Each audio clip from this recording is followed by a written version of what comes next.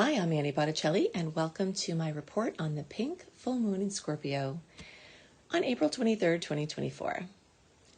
We tend to most feel full moons at least 2 to 3 days before the actual day that it occurs, and the same amount afterwards. But sensitive people can feel the fullness, the fruition, the completion, the elucidation, even days before that. So, just be aware that in the 4 or 5 days before this full moon and afterwards, you may feel this crescendo, this deepening, this brightening, and whatever the manifestations are to come, you may notice them in that time. Now, there is also something always about moon cycles that have to do with 27 to 28 days. So there could be something regarding fruition or manifestation that's relevant in that time frame. And there could be something going as far as 13 moons. So this could be 13 moons ago or 13 moons from now. So if you're actively manifesting, these time frames may be relevant for you. And if you're looking to see just the more local obvious effects, those few days before and after, including insomnia, and of course, since this is a water moon, high emotion. Yes, of course, full moons, we know, tend to bring drama. Drama can be really stressful or it can be really exciting. And since Scorpio is the energy of relationships, and with money as well, relationships with deep resources, relationship with deep meaning, relationship with deep karma, all of these things can come to fruition, come to a head for better or worse in this time. So there might be big blow-ups within relationships or financial relationships, or big news revealed, or big conversations that are had, things that come to light. Or this could just be an amazing time with someone close to you that you feel really connected to. And there's this, this building of this synergy together. I'm going to talk about some logistics of what it is that we're actually looking at with the full moon. Then I'm going to give you some really great ways to use this time. When we know the energetics of a transit or an occurrence astrologically, we can align our efforts with the taglines or the energetics of the event, and we can be really, really productive. So we're going to talk about some things that you can do to harness this very, very powerful energy. And then I'm going to add a couple of layers to this storyline. We've got a square with a big planet, which we'll talk about, and also one other astrological factor that's going to layer in some important notes about what we can expect at this time. So, first of all, this is the pink full moon, and I wish it were because it's going to look super pink, but really this is because of pink flowers that tend to come at this time when this moon is here. So if we saw a pinkish hue, that would be amazing, but it's more likely the scene that's around that's being elucidated by the full moon. Just imagine pink flowers being lit up by the moonlight. So a full moon is when the sun is at a 180-degree opposition to the moon. When we're talking about astrology, we're talking about life, and we're talking about our experience on the earth, on the planet of duality. So we always have these things happen in pairs. There's always a pair at work. So when we've got a full moon in Scorpio, that is when the sun is in Taurus. So there's this energetic of my stuff, Taurus, and our stuff, Scorpio. That's at play very strongly at this full moon time. And definitely look out for water where it shouldn't be, because, all of this fullness, when we have fullness in any sign, of a full moon in any sign, it brings this welling up. The tides are strong, and there's this increase in the energy of water, emotion. But especially when it's in a water sign, it can definitely bring, pipe breaks, water where it shouldn't be, excess emotion, etc. Just imagine a dog shaking off water after they've been swimming or getting a bath, and that's kind of what happens at the full moon. We're shaking off any emotional excess that has built up in our energetic field over the past moon cycle. So it's a clearing of energy so that we can start anew. Okay, so some really great things that you can do at the full moon time, at any full moon time, but especially with this Scorpio tilt. Remember, Scorpio energy is perfect for delving into shadow work. So this process of exploring and integrating the parts of ourselves that we often keep hidden is great for all full moon work, but particularly Scorpio. You can use this moon to write letters to your shadow self,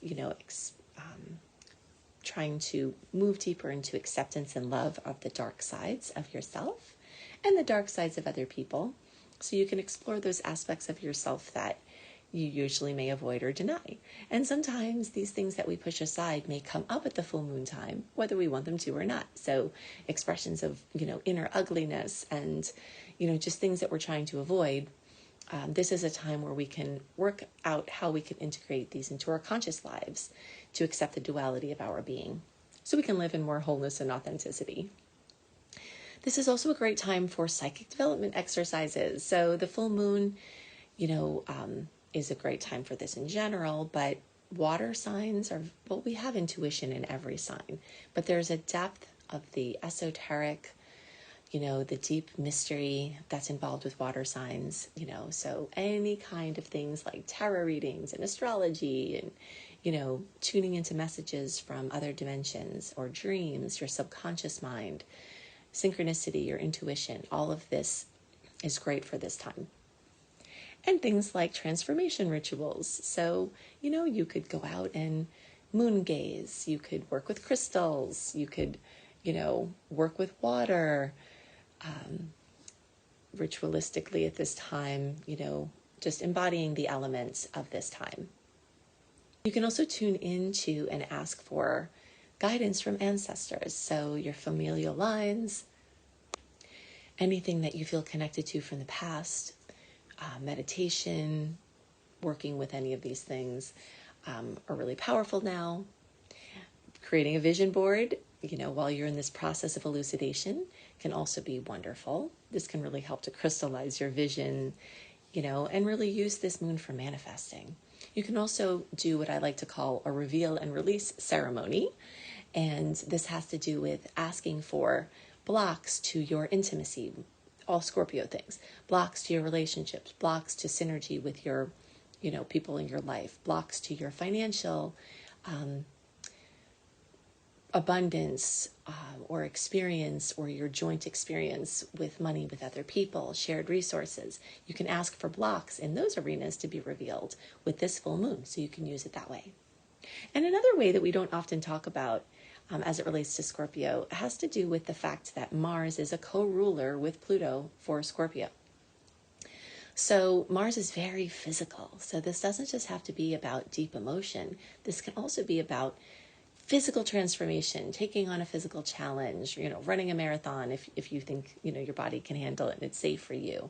Something where you're pushing your limits in a safe way that can transform your physical body in a way that mirrors your internal growth. So while we're on the topic of rulership, let's go into another layer of how we'll experience this moon with the square with Pluto. So Pluto is in a T-square. You can see the T here, where it's 90 degrees away from the moon, 90 degrees away from the sun, and that puts a lot of pressure. Now, especially when we're talking about Pluto, one of the furthest away of all of the planets in the ones we typically look at in Western astrology. Of course, there are more light beings to consider that we're not talking about here, but Pluto is a ruler of Scorpio, which is the full moon that we're talking about. Pluto is the essence of transformation and birth and death and rebirth and the phoenix rising from the ashes. So there's some element of, regeneration or renewal that's happening here that could come from conflict. So it's this T-square between, other people's needs, your emotional needs, yourself, your financial wellness, your material life, your emotional life, your physicality. So all of this is coming up through this T-square. So it increases the chance for drama. It increases the chance for pressure. But I've tried to express, and I will continue to express, that we don't always have to fear pressure or stress, because really pressure and stress is what life is. Our bones get strong from the resistance of the muscles and the tendons on the bone, and that is a metaphor for life. The trials that we go through, the resistance that we go through, is actually building to us and strengthening to us.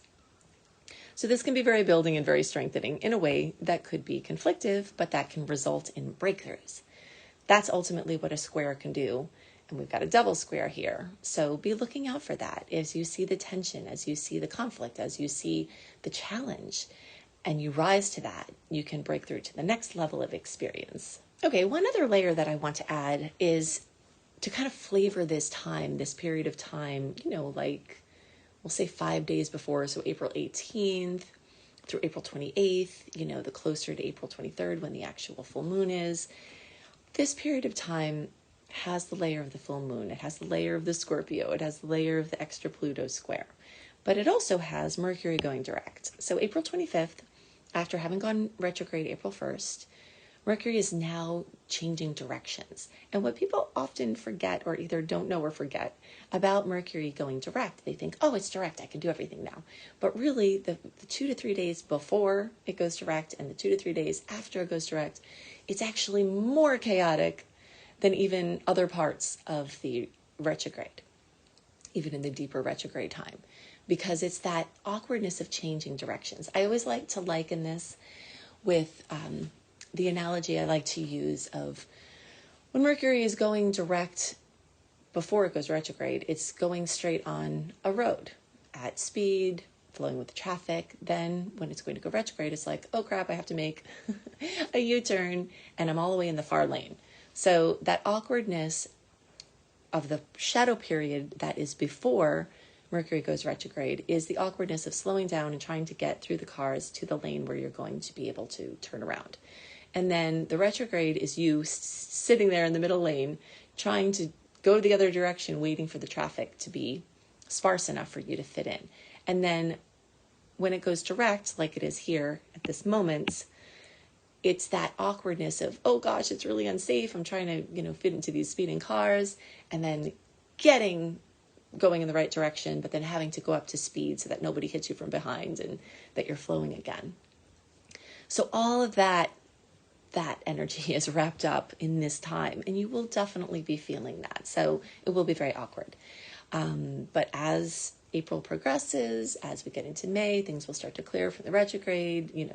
The heat and the emotion from this moon will clear, and you'll have more clarity and hopefully the benefits of the breakthroughs that occurred from whatever happened at this time. Okay, so I have lots of more information for the current time and the upcoming time. Definitely go to AnnieHelpsYou.com, and you can see all of my offerings there and links to my work. And if you go to AnnieHelpsYou.com/astrology, you will find my easy player list, which has my podcast playlist and my YouTube video playlist all there together, so that you don't, everything is just easy to find and easy to view. So you can find my May horoscopes. I'll also post the link in the notes underneath the podcast and the video. And I will put my current and upcoming astrology playlist as the, playlist after the YouTube video, but sometimes weird things happen with the pop-ups that they have going on and it's hard to access. So if you just go to AnnieHelpsYou.com/astrology, you'll see my current and upcoming astrology list. You can find the May reports. You can look back to the April reports if you want some context for the month that happened, and any full moon and new moon reports and any other things that I think are most noteworthy you can find there. If you want to learn astrology, go to AnnieHelpsYou.com and look for the Learn Astrology button. You can see my basics course and you can see my astrology certification course. I love to help educate people to do astrology as their work. This is what I've done for 20 years, and I have the benefit of that experience to help you get your practice going so that you can earn money from your love of the stars. So I hope that you have a very powerful full moon that is full of transformation, and I'll see you in the next report. Bye.